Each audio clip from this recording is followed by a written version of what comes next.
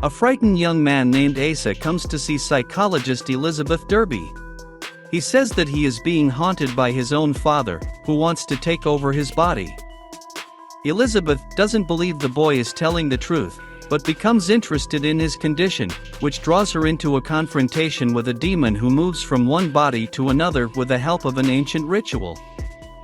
After a special spell, the demon and its victim exchange bodies for a while, and if you make this exchange 3 times, the demon will stay in the other's body forever. Howard Lovecraft's name is on a special account with fans of the horror genre.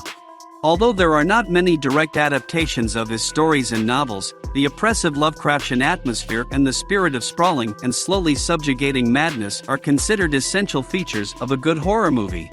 Suitable Flesh is an adaptation of Lovecraft's short story The Thing on the Doorstep, and it's very important who exactly made this adaptation for us.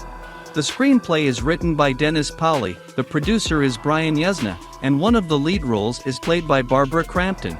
And if these names don't tell you anything, you have a lot of catching up to do.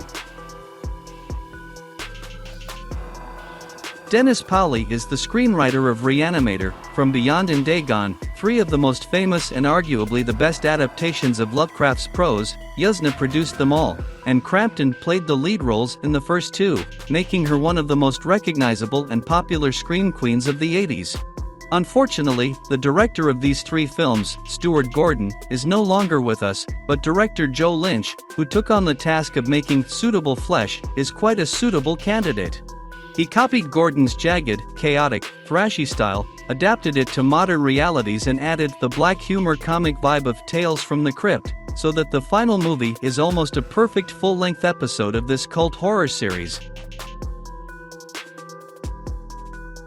Suitable Flesh, with its cardboard sets, flashy camera work and rigid fixation on sex, which is shot in the campy style of bad erotic thrillers of the 90s, looks as uncontemporary as possible, but this is the main secret of its charm for those who grew up with Reanimator and From Beyond, films that overcame its visual conventions thanks to the atmosphere of primal horror, creeping to you through the door to another dimension.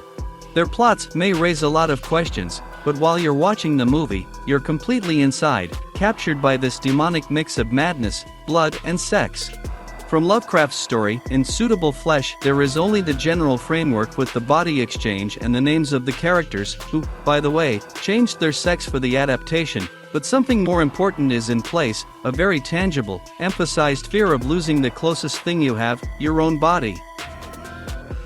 Interestingly, for both Yuzna and Paoli, The Suitable Flesh is their first feature film after a decade-plus long hiatus, and it's hard to convey how great this old-school straight-up hooliganism looks right now, in an era of metaphorical horror movies with hidden meaning and uneasy messaging. Like a large glass of soda with ice in the hot summer, drunk in one gulp, the kind that hits your nose, makes your teeth clench and burns your throat. And even though you can't drink a lot of it, you remember this incredible feeling of instant and deliciously quenched thirst for a long time.